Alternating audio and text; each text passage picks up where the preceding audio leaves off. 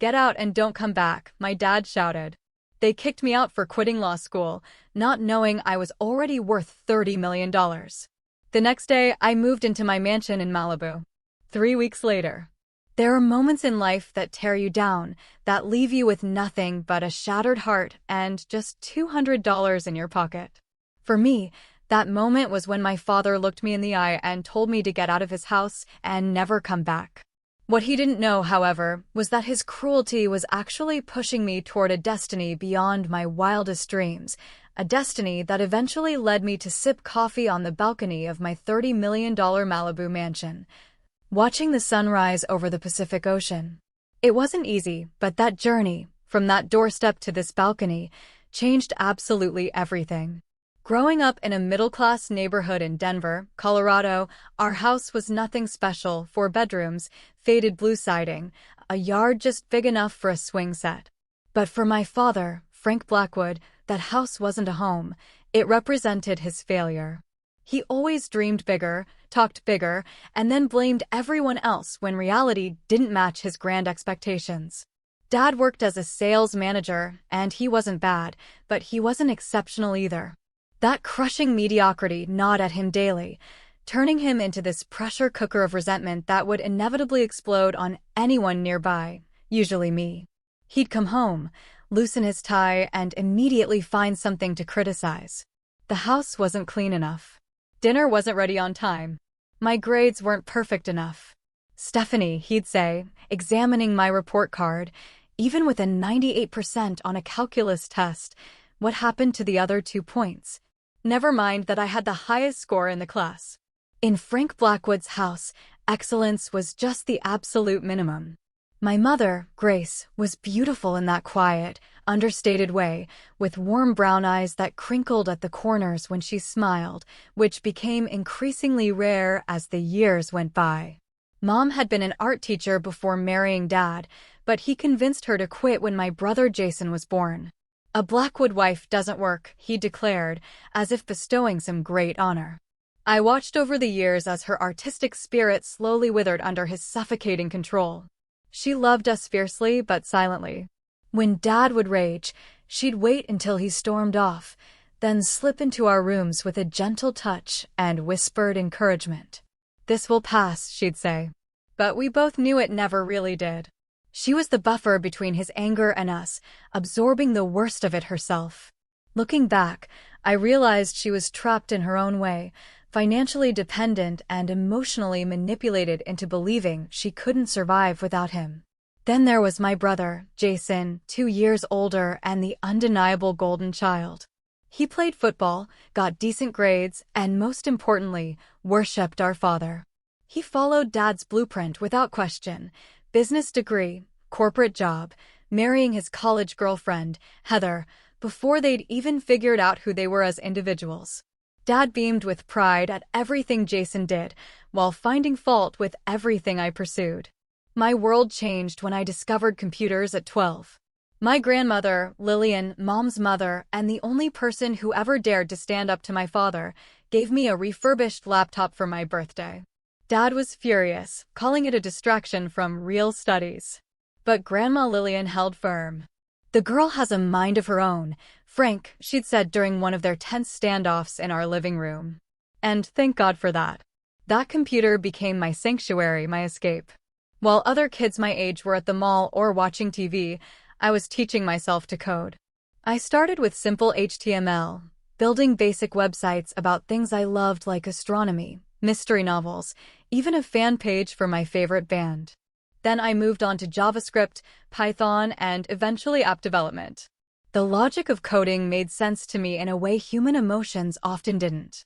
There was a clarity to it. Either your code worked or it didn't. No mind games, no shifting expectations. School came easily, almost too easily. I maintained a 4.0 GPA without much effort, which somehow made my accomplishments worth less in my father's eyes. "Natural talent without hard work is wasted potential," he'd lecture, completely blind to the hours I spent hunched over my laptop, learning skills that would eventually make me millions. My 16th birthday stands out as particularly painful. I had just completed my first real app, a simple tool that helped organize study notes and automatically generated flashcards. It wasn't revolutionary, but I built it from scratch, and a few hundred students at my high school were already using it. I was bursting with pride when I showed it to my family at dinner. "That's nice, honey," Mom said, genuinely impressed, even though she didn't fully understand the technical achievement. Jason glanced at it for all of 2 seconds. "Cool, I guess." Dad barely looked up from cutting his steak. "Is this why your AP chemistry grade dropped to an A-?" he droned. Before I could respond, the doorbell rang. It was a special delivery. Jason's regional football trophy had arrived. Dad immediately pushed back from the table, my app forgotten, as he fawned over the trophy, taking photos of Jason holding it, calling relatives to brag. My birthday cake sat untouched until nearly midnight. That night, as I lay in bed, tears dried on my pillow, I made a silent promise to myself. Someday, I would build something so successful that even Frank Blackwood couldn't dismiss it. I would prove my worth, not just to him, but to myself. I worked part-time jobs throughout high school, babysitting, tutoring younger kids, even building websites for local small businesses. Every dollar went into my savings account, my escape fund, as I privately called it. I knew college would be my ticket out, and while Dad had set up college funds for both Jason and me, I didn't want to rely on his money. Money in our house always came with strings attached. Grandma Lillian passed away during my senior year. She left me $10,000 with a note that read, "Build something wonderful, Stephanie, and never let anyone clip your wings." My father suggested I invest it in a safe CD or put it toward practical college expenses. Instead, I kept it untouched in a separate account, seed money for my future dreams that were still taking shape. By the time I graduated valedictorian, I had nearly $20,000 saved, my inheritance from Grandma and everything I'd earned myself. I had one foot out the door, ready to start the next chapter, far away from Frank Blackwood's crushing expectations and conditional love. What I didn't know then was how completely that door would eventually close behind me. When my acceptance letter from UCLA arrived, offering a substantial scholarship for computer science, I felt like I could finally breathe. Los Angeles was over 1,000 miles from Denver, far enough that I could create my own identity away from my father's shadow. Dad, predictably, was disappointed with my choice. "Computer science," he scoffed, waving the acceptance letter like it was a parking ticket. "Blackwoods are business leaders, not tech support. Northwestern accepted you for business. That's where you should go." "I don't want to study business," I replied, summoning courage from somewhere deep inside. "I want to build things."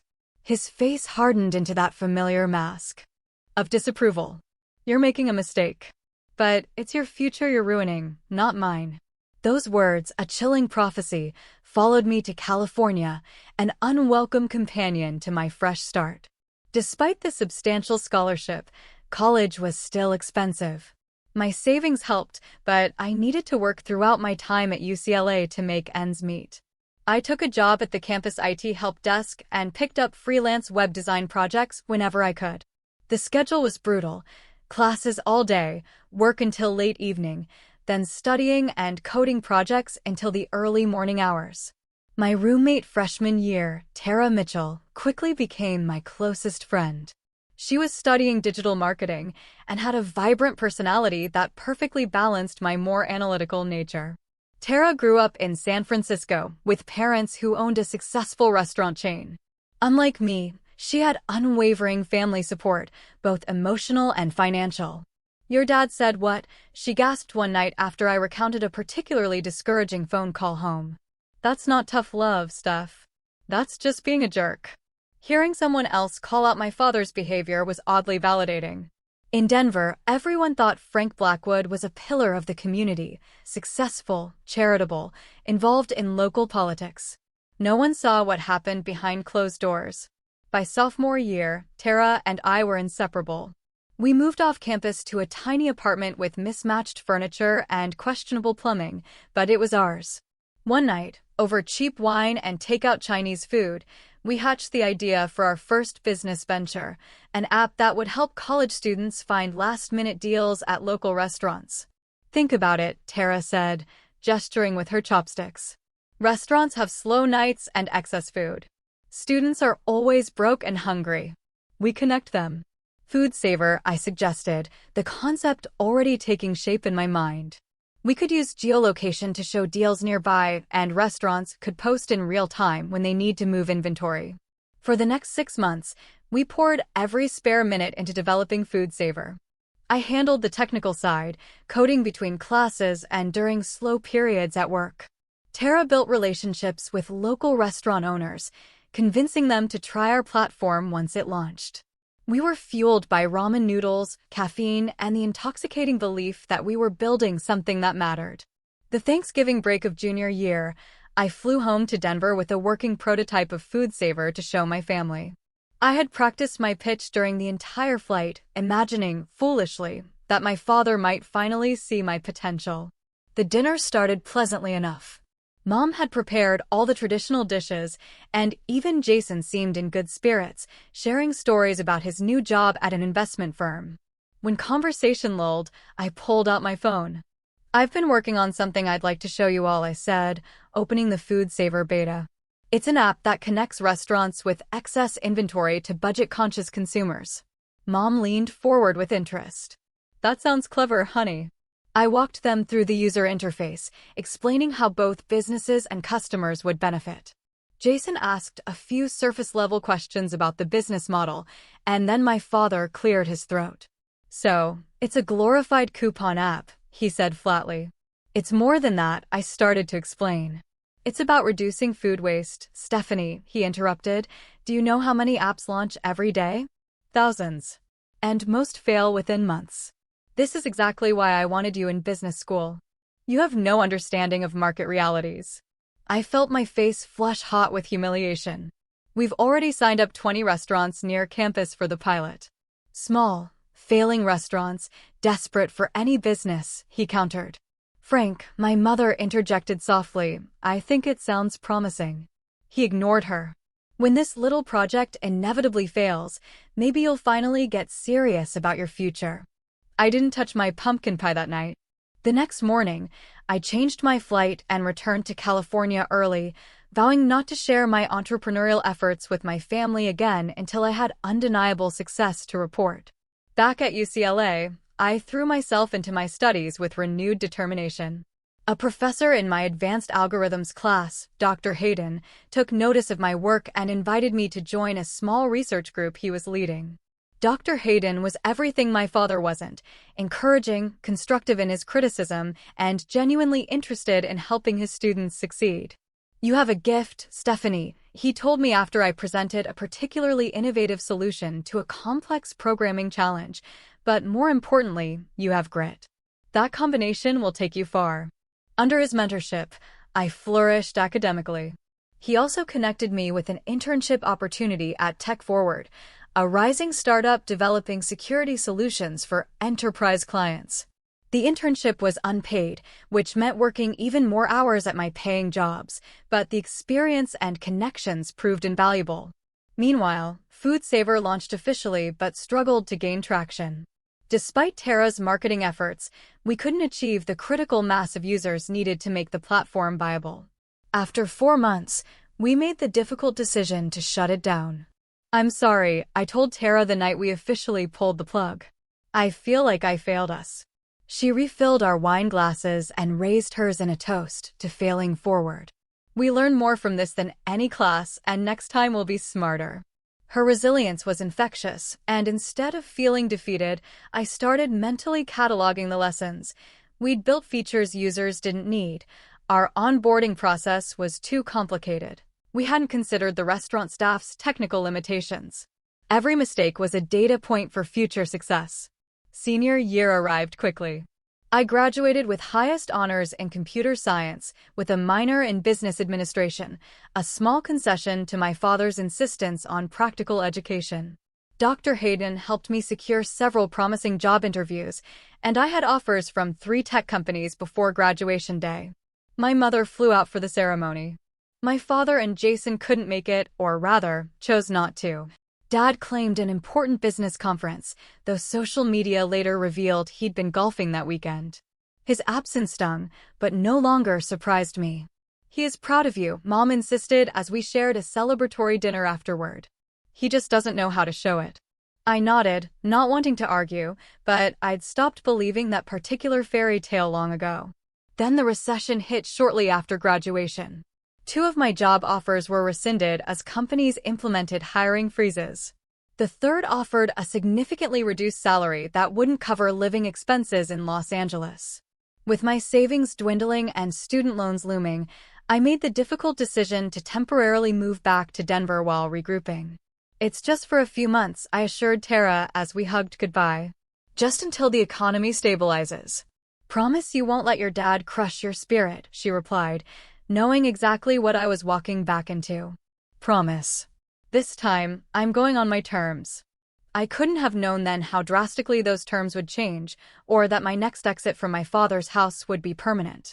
Moving back into my childhood bedroom at 22 felt like absolute failure, despite the economic realities that made it necessary. I took a job at a local tech company several rungs below the positions I'd been offered before the recession, but it paid the bills and kept my skills sharp. Every evening after work, I continued developing my own projects, determined that this setback would be temporary. Dad, of course, implemented house rules within days of my return: curfew, chore assignments, mandatory family dinners. It was as if he was trying to reset our relationship to when I was 16, completely erasing my college degree and adult status. I bit my tongue and complied, reminding myself that every dollar saved meant freedom coming sooner. The tension built slowly over months. Dad would make subtle digs about my career choices during dinner. I'd respond with calm facts about the tech industry's growth potential. Mom would anxiously change the subject. Jason, who visited regularly with his wife Heather, would smirk silently at the familiar dynamic. Technology is a bubble, Dad declared one Sunday dinner. All these app companies with billion-dollar valuations and not a penny in profit. It's not sustainable. Actually, I countered, unable to help myself. Tech showed the strongest recovery after the recession. The company I'm working for just posted record quarterly profits. He waved dismissively. You're answering support calls. Hardly the cutting edge. For now, I said. I'm also developing my own security application. I have meetings with 2 potential investors next month. His eyebrows raised slightly, the closest he ever came to showing interest in my work. What kind of security application? For a moment, I felt a flicker of hope. Maybe this time would be different. I explained my concept. A user-friendly encryption system for small businesses that couldn't afford enterprise-level security solutions but handled sensitive customer data. Sounds complicated, he said finally. Most small business owners can barely use email. They won't understand the value. That's exactly the problem I'm solving, I pressed, making advanced security accessible to non-technical users. He shook his head. You need to focus on climbing the ladder at your current job. Prove yourself there before chasing fantasies. I clenched my jaw and fell silent. The familiar disappointment settled in my stomach like a stone. The catalyst, when it finally came, was something trivial. On a Tuesday evening in June, I came home later than usual. A bug in my application had kept me at the office until 9 o'clock, and I'd texted Mom that I'd missed dinner. When I walked through the door, Dad was waiting in his armchair like a judge ready to pass sentence. Your mother kept dinner waiting for an hour, he said without greeting. I texted that I'd be late. There was an issue at work I needed to fix. At your real job or your imaginary company? His tone was razor sharp. I took a deep breath. Dad, I'm working on something important, something that could change everything for me. What you're doing, he said, standing up, is living in a fantasy world. You're wasting your education and your potential on pipe dreams. I'd heard it all before, but that night, something inside me refused to absorb one more word of his criticism. My pipe dreams are already generating interest from actual investors. People who understand technology see the value in my work, even if you can't. His face darkened. Watch your tone, young lady. As long as you live under my roof, you follow my rules. I know, and I have been. But that doesn't give you the right to dismiss everything I'm passionate about. Passionate? He scoffed. Passion doesn't pay bills. Practical career choices do. Your brother understood that. He's already being considered for a management position while you're still playing with computers. I'm not playing with anything. I'm building a business. And comparing me to Jason doesn't work anymore. We're different people with different skills.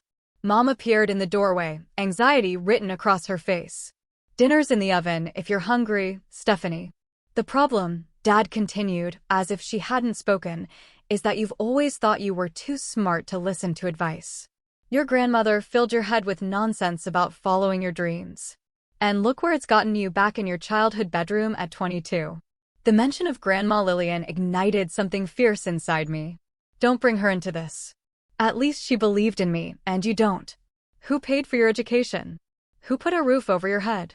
Who supported you your entire life? Supported me? I laughed incredulously. You've criticized every choice I've ever made. Nothing I do is ever good enough for you because you consistently make poor choices. His voice rose. You chose the wrong degree, the wrong career path, and now you're wasting time on a business idea that will never succeed. Jason and Heather had arrived for an impromptu visit during our argument, standing awkwardly in the hallway. Maybe we should come back another time, Jason suggested. No, stay, Dad said. Perhaps your sister could learn something from your example. That was the final match to the gasoline. I don't need to learn from Jason's example. I'm not Jason. I'm not you. And I'm done trying to meet your impossible standards. Dad's face contorted with pure, unadulterated anger. If you're so confident in your abilities, perhaps it's time you stood on your own 2 feet completely. No more safety net. Frank.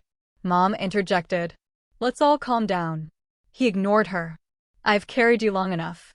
You think you know better than everyone. Prove it. I will, I said, my voice surprisingly steady despite the adrenaline coursing through me. Not under my roof, you won't. His words came slowly, deliberately. Get out and stay out.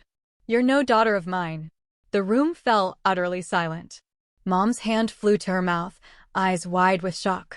Jason looked down at his feet. Heather, to her credit, looked horrified. Frank, you don't mean that, Mom whispered. I do, he said, never taking his eyes off me. She wants independence. She's got it. Tonight. I stood perfectly still, absorbing the full impact of his words. The pain was breathtaking, a physical ache radiating from my chest. But beneath the pain was something unexpected, relief. The pretense was over. The conditional love had finally shown its true, ugly face. Fine, I said quietly. I'll pack my things. Stephanie, no. Mom pleaded, tears streaming down her face. Frank, stop this right now. But it was too late. Something had broken between us that couldn't be repaired with apologies or time. I walked upstairs to my room, pulled out my largest suitcase, and began methodically packing essentials. Clothes, toiletries, my laptop and equipment, important documents. The rest, childhood mementos, books, old photos, would have to stay behind. Mom appeared in my doorway, frantic. Don't go. He'll calm down. He always does. I zipped the suitcase closed. This isn't about his anger, Mom. This is about me finally accepting that nothing I do will ever be enough for him. And I can't live like that anymore. Where will you go? She asked, her voice small. I'll figure it out. I hugged her tightly, memorizing the smell of her perfume. I'll be okay. I promise. Jason stood awkwardly in the hallway as I dragged my suitcase downstairs. This is crazy, he said. Just apologize and wait until tomorrow. I shook my head. There's nothing to apologize for. Dad sat in his armchair pretending to read the newspaper. He didn't look up as I walked past. His silence was the final confirmation that his ultimatum wasn't a momentary rage, but a deliberate severing. At the door, I turned back one last time. Mom, I'll call you soon. Dad, I paused, searching for parting words that wouldn't haunt me later. Finding none, I simply said, goodbye. The door closed behind me with a definitive click. I stood on the porch of my childhood home, one suitcase containing all my worldly possessions, $230 in my checking account, and absolutely no idea where I would sleep that night. I made it to my car before the tears came. Fumbling with the keys, I finally got the engine started, only to hear an ominous grinding sound. The check engine light that I'd been ignoring for weeks glowed ominously on the dashboard. I managed to drive 6 blocks before the car shuttered and died completely.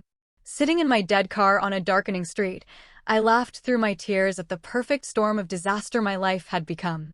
Then I pulled out my phone and called the one person I knew would answer. "Tara," I choked out, "it's Stephanie. I need help." The first few nights after being kicked out remain a blur.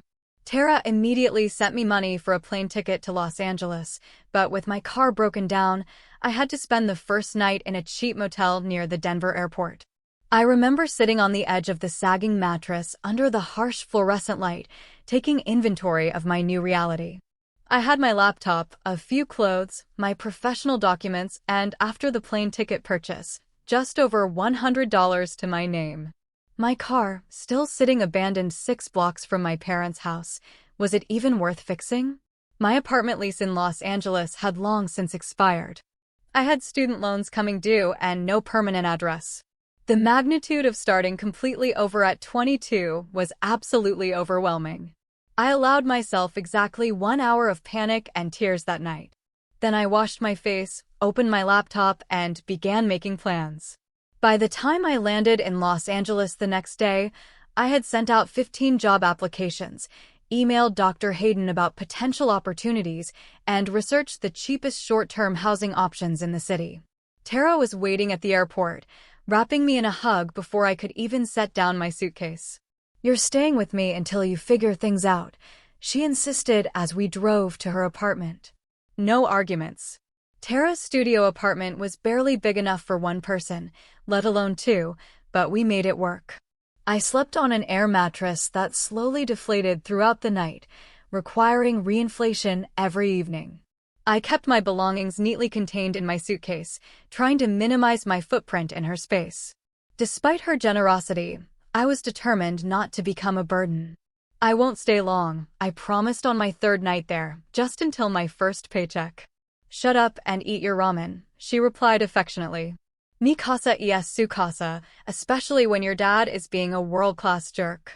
Pride made me want to call home to show them I was fine without their help. Reality kept me from making that call. I wasn't fine. I was one missed opportunity away from true homelessness. And that knowledge kept me awake long after Tara fell asleep each night. A week after arriving in LA, I got an email from Dr. Hayden that changed everything. His former colleague needed a junior developer at a cybersecurity firm, and he'd recommended me. The salary was modest, but enough to live on, and more importantly, it was in exactly the field where I wanted to build my career. "They need someone who can start immediately," Dr. Hayden explained when I called him. "The interview is just a formality. The job is yours if you want it." I started the following Monday. The company, Securing Solutions, was small but growing, with a client list that included several Fortune 500 companies. My role involved debugging existing security protocols and assisting in developing new features. The work was challenging and exactly the kind of experience I needed. With my first paycheck, I found the cheapest housing option possible, a bedroom in an apartment shared with 3 other young professionals in a less desirable part of the city. Melissa was a paralegal, Brand an aspiring personal trainer, and Dina a restaurant manager. None of us were living our dream scenarios, but we made it work, establishing cleaning schedules and quiet hours, sharing communal items like toilet paper and dish soap to save money. My bedroom was barely larger than a walk-in closet, fitting only a twin mattress on the floor and a small desk I found on the street and refurbished. But it was mine, paid for with my own money, with no conditions or criticism attached. The first night in that tiny room, I slept better than I had in years. I established a ruthless budget. Every unnecessary expense was eliminated. I meal prepped simple dishes on Sundays, brought lunch to work every day, and turned down happy hours and dinners out. Half of each paycheck went to living expenses, a quarter to student loan payments, and the remaining quarter into savings, my new startup fund. Nights and weekends belonged to my own project. The security application I'd begun developing before being kicked out was taking shape into something with real potential. I called it Shield Key, a simple interface hiding sophisticated encryption technology that would allow small businesses to protect customer data without needing an IT department. 6 months into this new life, I attended a tech meetup focused on cybersecurity innovations. The event was held at a co-working space downtown, offering free pizza and networking opportunities. I almost didn't go. I was exhausted from a particularly challenging week at work, but Tara insisted. "You need to talk to actual humans sometimes," she said, practically pushing me out the door. Plus, free dinner. The pizza was mediocre, but the connections were invaluable, particularly Adrian Wright, a user experience designer who asked thoughtful questions during my informal discussion about Shield Key with a small group of attendees. "The technology sounds solid," he said as we continued our conversation over lukewarm soda afterward. "But your interface needs work if you want non-technical users to adopt it." Rather than feeling criticized, I was intrigued. "What would you suggest?" Adrian pulled out his tablet and quickly sketched a simplified version of my current interface. Something like this. Fewer options visible up front. Progressive disclosure of features as users need them. Looking at his design, I immediately saw how much clearer it was than my developer-centric approach. "That's actually brilliant." He grinned. Security people focus on functionality first, which makes sense, but users focus on usability. Combine both and you've got something special. We exchanged contact information and over the next few weeks met several times to discuss Shield Key. Adrian's expertise in user experience perfectly complemented my technical knowledge. He understood how to make complex technology approachable, exactly what my target market of small business owners needed. "We should partner on this," I suggested one evening as we worked at a coffee shop near my apartment. "Your UX skills plus my security expertise. 50-50 split." Adrian considered it for all of 5 seconds. "I'm in. But we need funding to do this right." The search for investors became our shared mission. We refined our business plan, created a compelling pitch deck, and practiced our presentation until we could deliver it in our sleep. Then we started reaching out to everyone who might be interested: angel investors, small venture capital firms, business incubators. The rejections piled up quickly. "Too early stage. Market too niche. Come back when you have users." Each no was discouraging, but we kept refining our approach, learning from the questions and concerns raised in each meeting. Our breakthrough came 9 months after my father had kicked me out. A small angel investor named Patricia Lawson, who specialized in cybersecurity startups, agreed to meet us. Patricia had built and sold 2 successful security companies and understood both the technical challenges and market opportunity of what we were proposing. "Most security products are built for enterprises with dedicated IT teams," she said during our meeting. "Small businesses are left vulnerable because existing solutions are too complex and expensive. You're addressing a real gap." After 3 follow-up meetings and extensive due diligence, Patricia offered us $150,000 in seed funding in exchange for a 15% equity stake. It wasn't a fortune, but it was enough to turn Shield Key from a side project into a real company. The night after signing the investment agreement, I sat on the floor of my tiny bedroom, back against the wall, utterly overwhelmed by how far I'd come in less than a year. From homeless to funded founder, from rejected daughter to emerging entrepreneur. I called my mother for the first time since leaving Denver. "Stephanie," her voice was cautious, as if she couldn't quite believe it was me. "Are you okay? Where are you?" "I've been in LA, Mom, and I'm more than okay."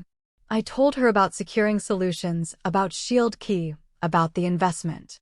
She listened quietly, occasionally making small sounds of surprise or approval. "That's wonderful, honey," she said when I finished. "I always knew you would do something special." "Is Dad there?" I asked, hating how small my voice sounded. Her hesitation told me everything. "He's still processing things. Give him time." I swallowed my disappointment. "Tell him about the investment if you want, or don't. It doesn't matter anymore." But it did matter. Despite everything, some childish part of me still wanted his approval. Still wanted him to say he had been wrong about me. I just wasn't willing to sacrifice my self-respect to get it anymore. With funding secured, Adrian and I took the leap. We both quit our jobs to focus on Shield Key full-time. We rented a small office in a startup incubator space, hired a part-time developer to help accelerate our build, and began courting our first beta customers. The next 18 months were the most intense of my life. 16-hour days were the norm. I moved to an even cheaper apartment to stretch our runway. I learned about sales, marketing, accounting, human resources, all the aspects of business my father had claimed I was ignoring. Every decision, every dollar spent was scrutinized.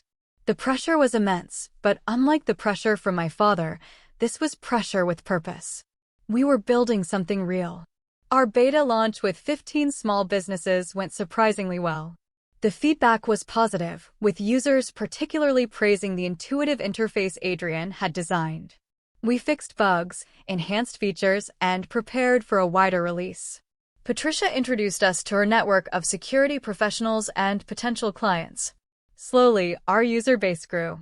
By the 18-month mark, we had over 300 paying customers, still small, but growing steadily and generating enough revenue to extend our runway. Then came the moment that changed everything.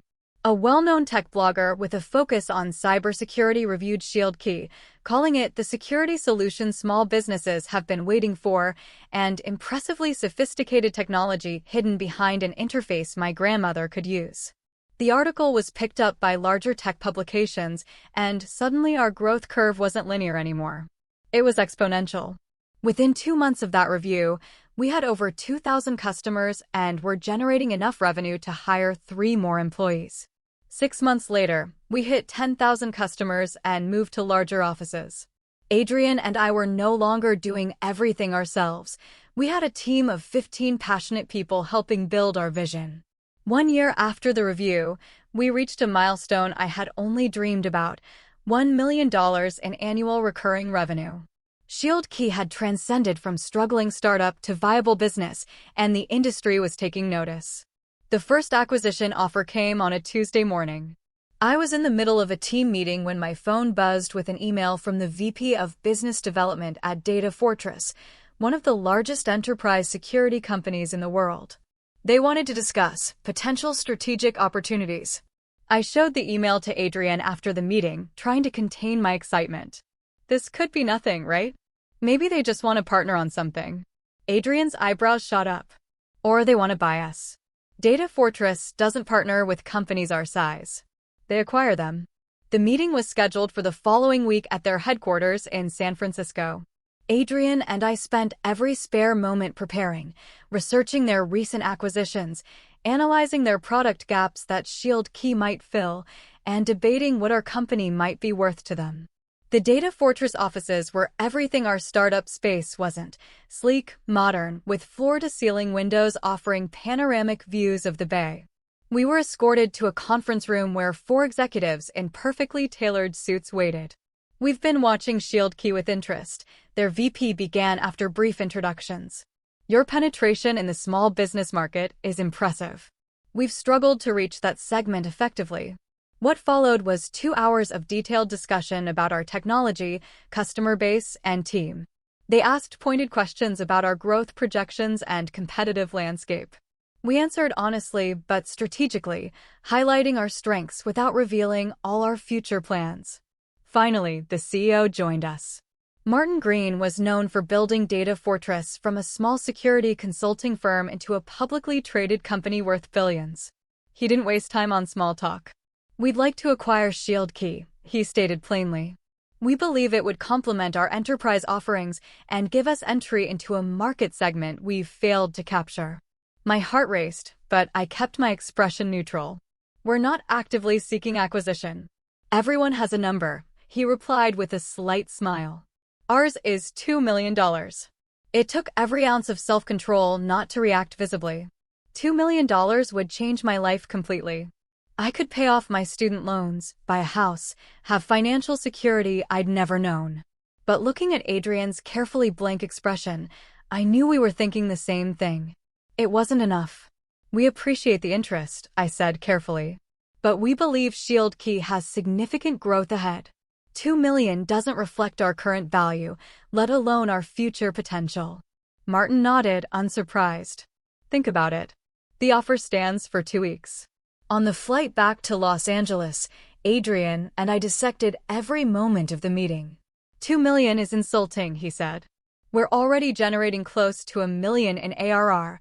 growing at over 20% month over month. I agreed. But the fact that Data Fortress is interested at all validates everything we've built. Others will follow. Adrian was right. Within days of declining Data Fortress's offer, we received inquiries from 2 other major security companies. Word had gotten out that we were in play. Suddenly, ShieldKey wasn't just a promising startup, it was a valuable acquisition target. The next 6 months were a whirlwind. We hired a chief revenue officer with experience scaling security companies. We expanded our engineering team to accelerate our product roadmap. We moved again to offices that could accommodate our growing staff, now numbering 35.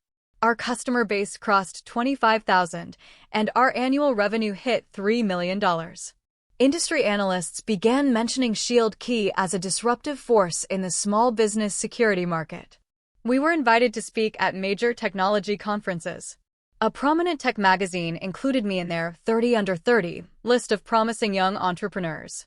The next acquisition offer came from SecureTech, the largest competitor to Data Fortress. Their initial offer was $8 million, a significant improvement, but still not reflective of our growth trajectory. After 2 rounds of negotiations, they increased to $12 million. It was tempting, very tempting, but our momentum was only increasing. Our newest feature, automated compliance reporting for various regulatory standards, was generating particular interest from slightly larger businesses than our initial target market. We're just scratching the surface of our potential, I told Adrian as we debated the offer over late-night takeout in our office. If we sell now, we'll always wonder what could have been. He nodded slowly. So, we keep building. And build we did. Our team expanded to 50, then 70. We opened a small office in New York to better serve East Coast clients. Our annual recurring revenue passed $10 million, a milestone that seemed impossible just 2 years earlier. The tech press began running profiles of our company, often focusing on my personal journey from college graduate to successful founder. I gave interviews selectively, always redirecting attention to our product and team rather than my backstory. I never mentioned being kicked out by my father or the hardships of those early months. That pain was still too personal to share publicly. 3 years after being thrown out of my childhood home, I received an email that changed everything again. The subject line was simple: acquisition discussion. Privacy Guard. Privacy Guard was the undisputed giant in our industry, a publicly traded company with over $5 billion in annual revenue and the most respected name in data security. Their CEO wanted to meet personally. The meeting took place at their headquarters in Silicon Valley. Unlike the Data Fortress meeting, this one started with the CEO himself, James Wilson, a legendary figure in tech who had built Privacy Guard from a startup to an industry leader. I rarely do these meetings personally, he said after we were seated in his surprisingly modest office. But I've been following ShieldKey's progress with interest. You've accomplished something remarkable, making enterprise-grade security accessible to businesses that previously couldn't afford or manage it. We spent the first hour discussing not financials, but vision, where we saw ShieldKey evolving, how we thought about the future of security for small businesses, what challenges we found most pressing in the industry. Our philosophies align, James said finally. Which brings me to why I asked for this meeting. We want to acquire ShieldKey and make it Privacy Guard's small business division. You and Adrian would join our executive team, leading this division with significantly more resources than you currently have. I glanced at Adrian before asking, "What are you thinking in terms of valuation?" James didn't hesitate. $75 million. $60 million in cash, $15 million in Privacy Guard stock with a 3-year vesting schedule for you and Adrian. The number hit me like a physical force. $75 million. After investor dilution and splitting with Adrian, I would walk away with over $30 million. From homeless to multimillionaire in 3 years. We need time to consider, I managed to say, my voice steadier than I felt. Of course, take a week, but know that this isn't just about the money for us. We believe ShieldKey fills a crucial gap in our product lineup, and your team's expertise would be invaluable as we expand in this market. The flight back to Los Angeles was quiet. Both Adrian and I were lost in our thoughts. The magnitude of the offer was difficult to process. We'd built Shield Key from nothing into something valued at $75 million. After extensive discussions with our board, our lawyers, and each other, we decided to accept Privacy Guard's offer. The acquisition would give our technology the reach and resources to help far more businesses than we could achieve independently. Our team would remain intact, and Adrian and I would have the opportunity to continue leading our vision, but with vastly more support. The day the acquisition closed, I sat alone in my office after everyone had left for the celebration party. I opened my banking app and watched as my portion of the proceeds, $32 million after all deductions, appeared in my account. The number seemed surreal, disconnected from reality. I thought about the night my father had told me to get out and stay out, about sleeping on Tara's floor, about the tiny bedroom with the mattress on the floor, about all the ramen dinners and missed social events to save every possible dollar. Then I called a real estate agent. "I'm interested in purchasing a house in Malibu," I said. "My budget is around $30 million. 2 weeks later, I signed the papers on a modern glass and steel mansion perched on a cliff overlooking the Pacific Ocean. 5 bedrooms, 7 bathrooms, an infinity pool that seemed to merge with the horizon, and floor-to-ceiling windows that filled every room with light and ocean views. The price tag, $28 million. It was extravagant, possibly irresponsible, definitely more house than I needed. But standing on the balcony that first evening, watching the sunset paint the sky in shades of orange and pink, I felt something I hadn't experienced in years: peace. I had proven my father wrong in the most definitive way possible. I had built something valuable. I had succeeded on my own terms. And now I had a home where no one could ever tell me to leave. The first month in my Malibu mansion felt like living in a dream. I would wake up each morning to sunlight streaming through floor-to-ceiling windows, the endless blue of the Pacific Ocean stretching to the horizon. The house was almost comically large for one person. My footsteps echoed in empty rooms filled with hastily purchased furniture that still felt more like a staged home than a lived-in space. I hired a housekeeper, a groundskeeper, and a personal assistant to manage the practical aspects of my new life. When the housekeeper asked about my preferences for various rooms, I often had no answer. I never had the luxury of preferences before, only necessities and compromises. "Whatever you think is best" became my standard response, which visibly frustrated her. She wanted direction. I was still adjusting to having choices. The transition from scrappy entrepreneur to wealthy executive came with unexpected challenges. At Privacy Guard, I led a division with 100 employees and a substantial budget. People looked to me for decisions affecting millions of dollars and countless customers. I handled those responsibilities with confidence born from building Shield Key from nothing. But in my personal life, I felt strangely adrift. The constant struggle that had defined my existence since college was suddenly gone. The necessity of working 16-hour days, of tracking every dollar, of making each decision with survival as the primary consideration, all vanished overnight. In their place was a void I didn't know how to fill. Adrian noticed during one of our strategy sessions at Privacy Guard headquarters.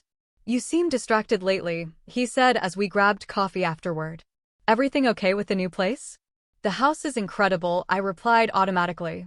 "I still can't believe it's mine." He studied me for a moment. "That wasn't what I asked." I sighed, grateful for a friend who knew me well enough to see through the surface. "I should be ecstatic, right? I have everything I've worked for, but sometimes I wake up in this massive house and it feels empty." "Have you told your family about any of this?" he asked carefully. He knew the broad strokes of my estrangement, but not all the details. I shook my head. "Mom knows I'm doing well, but not specifics."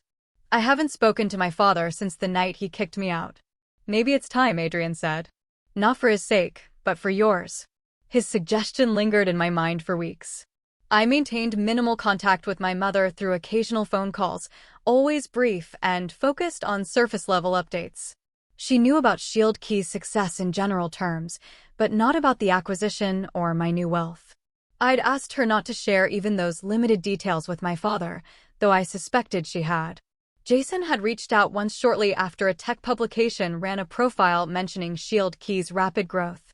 His message was awkwardly congratulatory, with an undercurrent of surprise that suggested he'd shared our father's doubts about my path. I'd responded politely but briefly. 3 months after moving to Malibu, I received an unexpected email from my father. The subject line was simply, "Congratulations, Stephanie."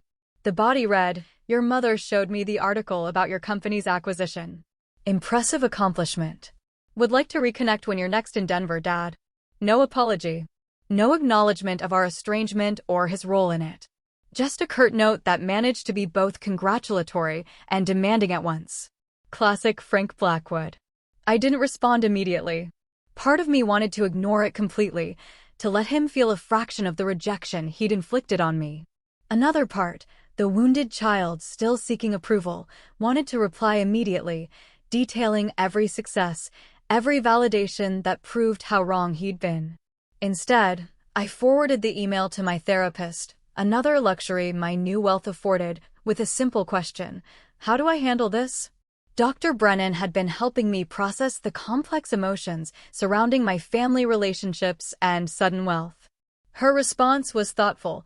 Consider what you want from any potential reconnection. Closure, reconciliation, vindication.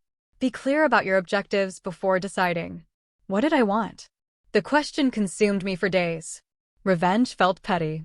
Complete reconciliation seemed impossible given my father's personality.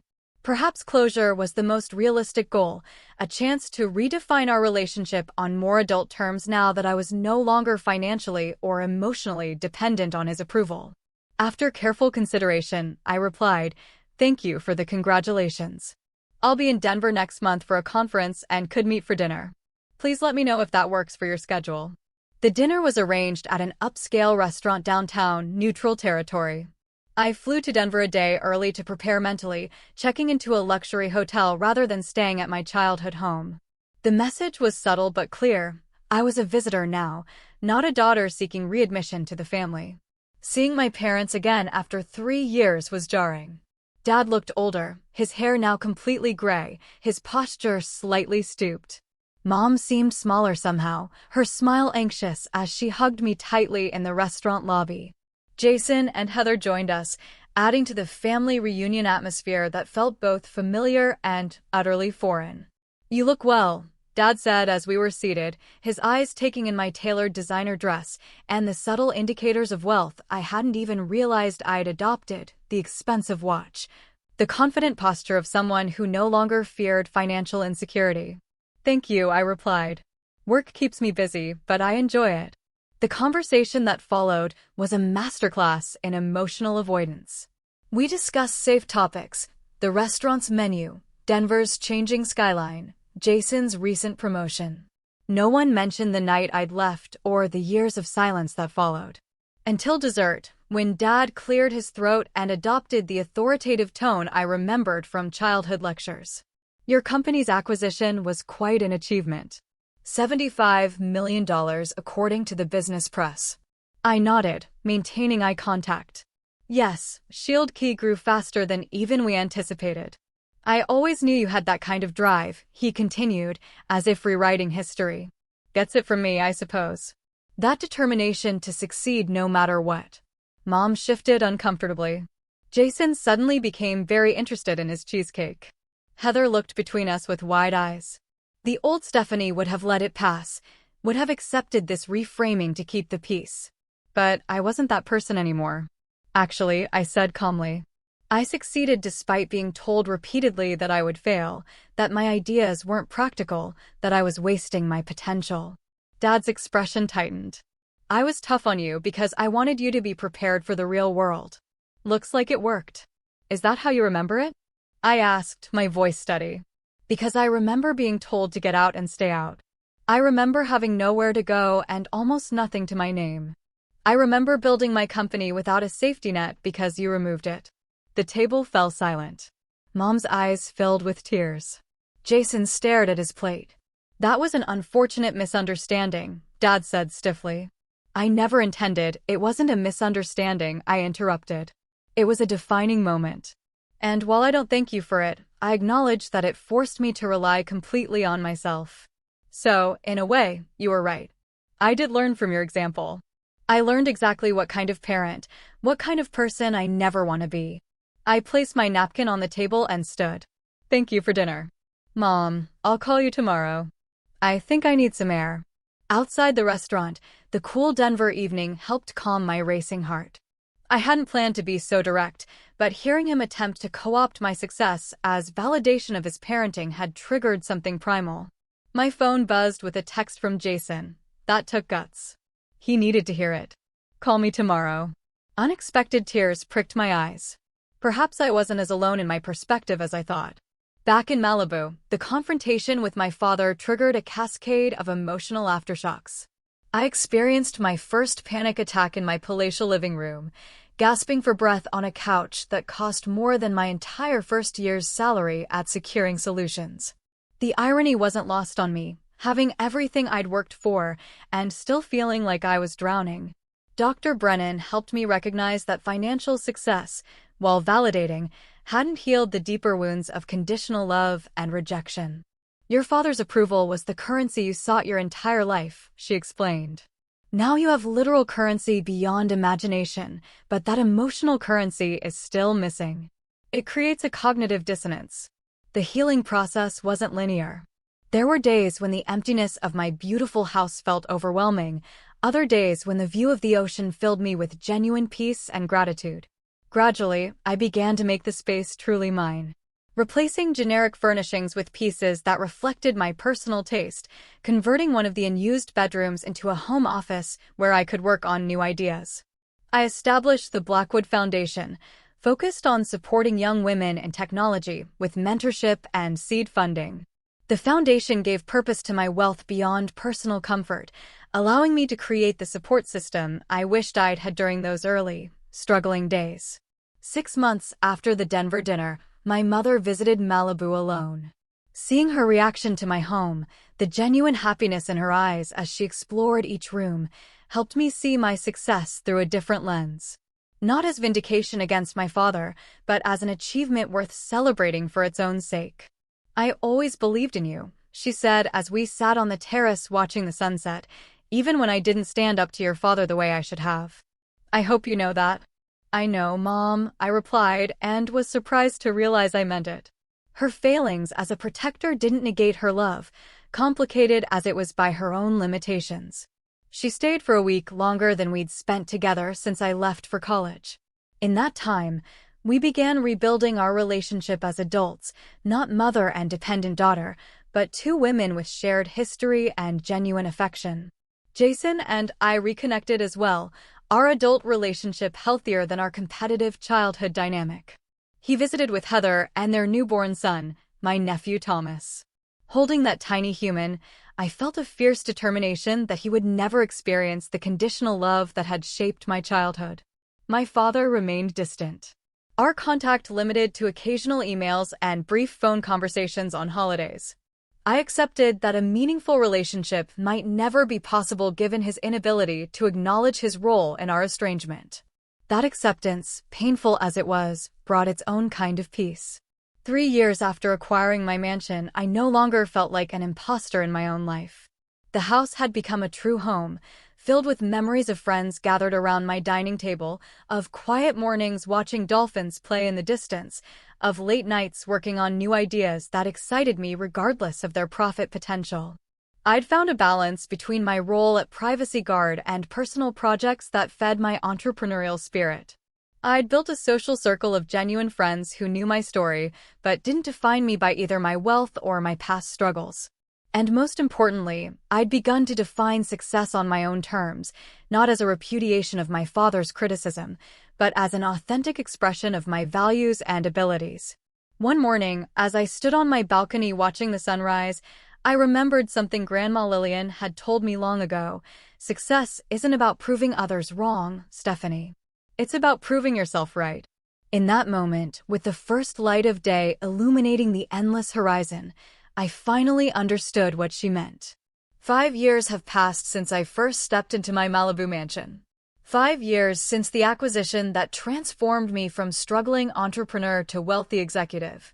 The journey from that painful night when my father threw me out to where I stand today continues to shape every aspect of my life, though in ways I never could have anticipated. My professional life evolved significantly after the initial 3-year commitment to Privacy Guard ended. While the experience had been valuable, I missed the autonomy and creative freedom of running my own company. With the financial security to take risks, I launched a new startup focused on educational technology, creating affordable, accessible cybersecurity training for schools and nonprofits. EdSecure combines my technical expertise with a mission that feels deeply personal. Growing up with limited access to technology education showed me how crucial these skills are for future opportunities. We price our products on a sliding scale, making enterprise-level security training available to organizations with limited budgets. After 2 years, we're serving over 5,000 schools nationwide with a team of 40 passionate employees who share my vision. My relationship with Adrian remains one of my most valued professional partnerships. Though we went separate ways after Privacy Guard, he launched a successful UX design consultancy. We still meet monthly to bounce ideas off each other and provide honest feedback. His perspective helped shape EdSecure's user-friendly interface, making complex security concepts accessible to non-technical educators. Personally, the most unexpected change came in the form of Michael Chin, whom I met at a technology education conference in San Francisco. As the founder of a nonprofit focusing on bringing STEM education to underserved communities, his passion and integrity impressed me immediately. Unlike previous relationships where my success or wealth became a complicating factor, Michael was secure in his own purpose and accomplishments.